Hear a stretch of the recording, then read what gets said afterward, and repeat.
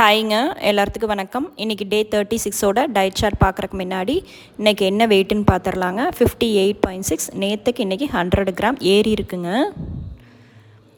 As usual morning drink வந்து பார்த்திங்கன்னா நம்மளோட எம்டி ஸ்டொமக்கில் நைட்டே 1/2 லிட்டர் வாட்டரில் 1 டேபிள் ஸ்பூன் சீரகம், 1 டேபிள் ஸ்பூன் சோம்பு, 1 டேபிள் ஸ்பூன் வெந்தயம், இந்த மூணையுமே நைட்டே 1/2 லிட்டர் வாட்டரில் ஊற வச்சுருங்க.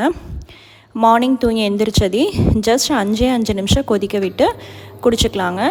நல்லா சூடாக வாமாக உங்களால் எவ்வளோ சூடாக குடிக்க முடியுமோ அவ்வளோ சூடாக 300 ml நல்லா ஒரு டம்ளர் ஃபுல்லாக எடுத்துக்கோங்க. டீ காஃபி கிரேவிங்ஸ் வந்து நீங்கள் இதை குடிக்கும்போது கொஞ்சம் கொஞ்சமாக குறைஞ்சிக்குங்க. நல்லா சூடாக குடிக்கும்போது நம்மளோட உணவு குழாயிலையாக இருக்கட்டும், உள்ளுறுப்புகளாக இருக்கட்டும், தேங்கி இருக்கிற கெட்ட கொழுப்புகள் எல்லாத்தையும் நல்லா சீரக, சோம்பு, வெந்தய தண்ணி குறைக்குங்க. நாள் ஃபுல்லாக சாப்பிட்ற சாப்பாடு நல்லா ஜீரணமும் ஆகுங்க. ரெகுலராகவே மார்னிங் இந்த ட்ரிங்க் எடுத்துக்கோங்க.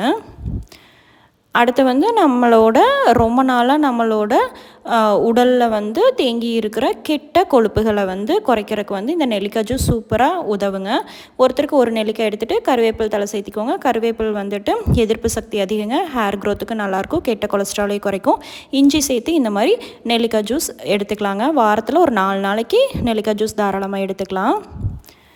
அடுத்த மார்னிங் பிரேக்ஃபாஸ்ட் வந்து பார்த்திங்கன்னா பச்சைப்பயிறு தோசை தாங்க. 2 பச்சைப்பயிறு தோசை, தக்காளி சாம்பார், அதுக்கப்புறம் முளைக்கட்டின பச்சைப்பயிறு ஒரு கைப்பிடி ஃப்ரூட்ஸோடு சேர்த்திங்க. அதுக்கப்புறம் நட்ஸு. இந்த பச்சைப்பயிறு தோசை எப்படி சொல்லலான்னு பார்த்தீங்கன்னா ரொம்ப ஈஸிங்க. அப்பத்திக்கப்போ ஊற வச்சு அப்பத்திக்கப்பே சுட்டுக்கலாம். இது வந்துட்டு நான் பாசி பருப்பு எடுத்திருக்கேன், பொட்டோடு இருக்கிற பருப்பு எடுத்திருக்கேன். நீங்கள் கடையில் வாங்குகிற மஞ்சள் பருப்பு கூட எடுத்துக்கலாம். நான் வந்து 2 டம்ளர் அளவுக்கு எடுத்திருக்கேன். 2 டம்ளர் எடுத்தால் 15 தோசை தாராளமாக வருங்க. நல்லா நம்ம ஒரு 2 டைம் வந்து வாஷ் பண்ணிவிட்டு தண்ணி விட்டு 1/2 மணி நேரம் மட்டும் ஊற வச்சுக்கோங்க. 1/2 மணி நேரம் ஊறினாலே போதுங்க. மிக்ஸி ஜாரில் வந்து அரைக்கிறக்காக தான், அந்த நல்லா நைஸாக அரைக்கிறக்காக தான் அந்த 1/2 மணி நேரம் ஊற வைக்கிறேங்க. ஊறினதுக்கப்புறம் இந்த மாதிரி நல்லா பொதுன்னு பருப்பு ஊறி வந்துடும். நம்ம ஊற வச்ச தண்ணியே ஊற்றிட்டு மிக்ஸி ஜாரில் நல்லா நைஸாக அரைச்சி எடுத்துக்கலாங்க. பச்சை பருப்பு வந்து பார்த்திங்கன்னா நல்லா நம்மளுக்கு வந்து ப்ரோட்டீன், புரதச்சத்து அதிகம் உள்ளதுங்க. அதனால் இந்த மாதிரி நம்ம இன்ஸ்டண்ட்டாக தோசை ஊற்றிக்கலாம். காரத்துக்கு 3 பச்சை மிளகாய் சேர்த்துருக்குங்க. கொஞ்சோண்டு 1/4 டேபிள் ஸ்பூன் சீரகம், ஒரு துண்டளவு இஞ்சி சேர்த்திட்டு மாவுக்கு தேவையான அளவு உப்பு சேர்த்திக்கலாங்க. சேர்த்திட்டு மிக்ஸி ஜார்லேயே நல்லா நைஸாக அரைச்சி எடுத்துக்கலாம். இது வந்து மாவெல்லாம் நம்மக்கிட்ட ஒயிட் ரைஸ் மாவோ இல்லை அப்போதைக்கப்போ நம்மளுக்கு தோசை சுடணுன்றதுனா இந்த மாதிரி நீங்கள் 1/2 மணி நேரத்துலேயே இந்த மாதிரி மாவு அரைச்சி தோசை ஊற்றிக்கலாங்க. நான் 2 டைம் போட்டு அரைச்சிக்கிட்டேன். தோசை ஊற்றுறதுனால தோசை மாவு கன்சிஸ்டன்சிக்கு கொஞ்சமாக நீங்கள் தண்ணி விட்டு கரைச்சிக்கலாங்க. இது வந்து இந்த பச்சைப்பயிறு தோசை வந்துட்டு நம்ம வெயிட் லாஸ்க்கு வந்து ஒரு சூப்பரான பிரேக்ஃபாஸ்ட்டாகவும் எடுத்துக்கலாம், டின்னராகவும் எடுத்துக்கலாங்க. ரொம்ப டேஸ்ட்டாக இருக்கும் இந்த பச்சைப்பருப்பு தோசை. நீங்கள் மொந்தமாக வேணாலும் ஊற்றிக்கலாம், நல்லா ரோஸ்ட் மாதிரி வேணாலும் ஊற்றிக்கலாங்க. எந்த விதமான எண்ணெயும் நீங்கள் யூஸ் பண்ண வேண்டாம். நல்லா அந்த தோசையே வந்து நல்லா பொதுன்னு பலூன் மாதிரி ஊதி வருங்க. நீங்கள் மூடி வச்சு திருப்பி போட்டிங்கன்னா மீடியம் ஃப்ளேமில் வச்சு கவர் பண்ணி திருப்பி போட்டுக்கோங்க. சூப்பராக இருக்குங்க. நல்லா ரோஸ்ட் மாதிரி வரும், டேஸ்ட்டும் நல்லாயிருக்கும். நான் இது வந்து 2 தோசையெல்லாம் எடுத்திருக்கேங்க. 2 தோசை எடுக்கும்போது நம்மளுக்கு வந்து ஒரு 400-500 கிராம்ஸ் மாதிரி வந்துடும். அதுக்கப்புறம் தக்காளி சாம்பார் தாங்க. அதுக்கப்புறம் ரெகுலராகவே நீங்கள் இந்த பச்சைப்பயிறு வந்து முளைக்கட்டி வச்சுக்கோங்க. ஒரு டம்ளர் பச்சைப்பயிறு முளைக்கட்டினீங்கன்னா ஒரு 5 நாளைக்கு வர மாதிரி முளைக்கட்டி எடுத்துக்கோங்க. ஃப்ரூட்ஸோடு சேர்த்து எடுக்கும்போது ப்ளோட்டிங் வராதுங்க. நட்ஸு, பாதாம், கருப்பு திராட்சை, வால்நட்டு, அத்திப்பழம், இது எல்லாமே நீங்கள் ரெகுலராக எடுக்கும்போது நம்மளோட எதிர்ப்பு சக்தி அதிகரிங்க, ஹீமோக்ளோபினும் இன்க்ரீஸ் ஆகும். அடுத்து மிட் மார்னிங் ஸ்நாக்ஸுக்கு வந்து பார்த்திங்கன்னா மோர் தாங்க. 1 டம்ளர் தயிர் எடுத்திங்கன்னா 1 டம்ளர் தண்ணி விட்டு நல்லா தயிரை வந்து தண்ணி விட்டு டைல்யூட் பண்ணி மோராக எடுத்துக்கோங்க. இந்த சம்மர் சீசனுக்கு நல்லா மோர் எடுக்கும்போது நம்மளோட ஜீரண சக்தி, கட் ஹெல்த் இன்க்ரீஸ் ஆகுங்க. நுண்ணுயிர்கள் நல்ல பாக்டீரியாலாம் ஃபார்ம் ஆகி நம்ம ஜீரண சக்தி அதிகப்படுத்து. தாராளமாக 1 டம்ளர் மோர் லெமன் பிழிஞ்சு விட்டு எடுத்துக்கலாங்க. அடுத்த லன்ச் மெனு வந்து பார்த்திங்கன்னா பாஸ்மதி ரைஸில் மீல் மேக்கர் பிரியாணி மாதிரி தான். நான் போன வீக்கு இந்த பிரியாணி வீடியோ வந்து அப்லோட் பண்ணியிருப்பேன். டிஸ்கிரிப்ஷனில் லிங்க் தரேங்க, செக் அவுட் பண்ணி பார்த்துக்கோங்க. மீல் மேக்கர் வந்து ப்ரோட்டீன் ரொம்ப ரொம்ப அதிகங்க, ஃபைபர் கண்டென்ட்டும் அதிகம். அதனால் மீல் மேக்கர் வந்து வெயிட்லெஸில் தாராளமாக சேர்த்திக்கலாம். இந்த மாதிரி நம்மளுக்கு கிரேவிங்ஸாக இருக்கும்போது பிரியாணி ரெசிபியாக கூட செஞ்சு சாப்பிட்டுக்கலாங்க.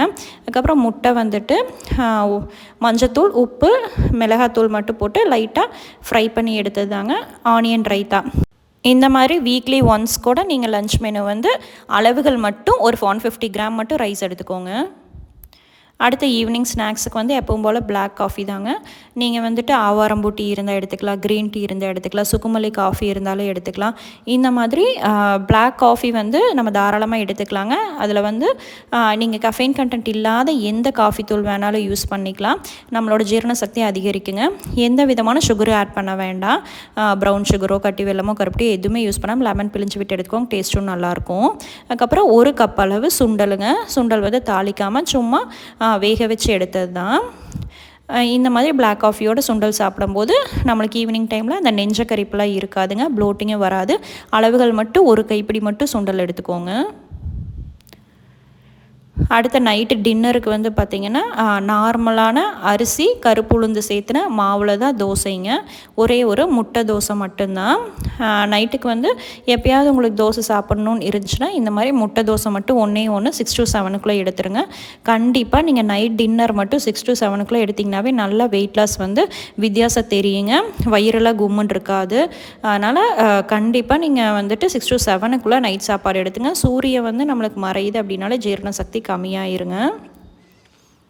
அதுக்கப்புறம் நைட்டு டின்னர் நம்ம யூஸ்வலாக முடித்ததையுமே பார்த்திங்கன்னா எப்பவும் போல் ஃபேட் லாஸ் ட்ரிங்க் தாங்க. அந்த ஃபேட் லாஸ் பவுடர் நான் சொன்னது இல்லைன்னா நீங்கள் இதை ட்ரை பண்ணிக்கலாம். ஒரு 1.5 டம்ளர் தண்ணி விட்டு பட்டை, சுருள் பட்டைன்னு சொல்லுவாங்களாங்க, அது 2 துண்டு சேர்த்திக்கோங்க. மஞ்சத்தூள் வந்து 1/4 டேபிள் ஸ்பூன் சேர்த்திக்கோங்க. ஒரு 10 மிளகு வந்துட்டு நான் இடித்து சேர்த்திக்கிறேங்க. உங்கள்கிட்ட பெப்பர் தூள் இருந்தாலும் 1/4 டேபிள் ஸ்பூன் சேர்த்திக்கலாம்.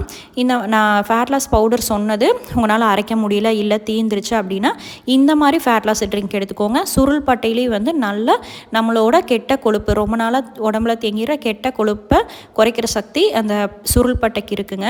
இந்த மாதிரி சுருள் பட்டை, மஞ்சத்தூள், பெப்பர் இந்த 3 சேர்த்தி ஒரு மீடியம் ஃப்ளேமில் வச்சு 5 நிமிஷம் மட்டும் கொதிக்க விட்டிங்கன்னா எல்லா எசன்ஸும் நல்லா இறங்குங்க.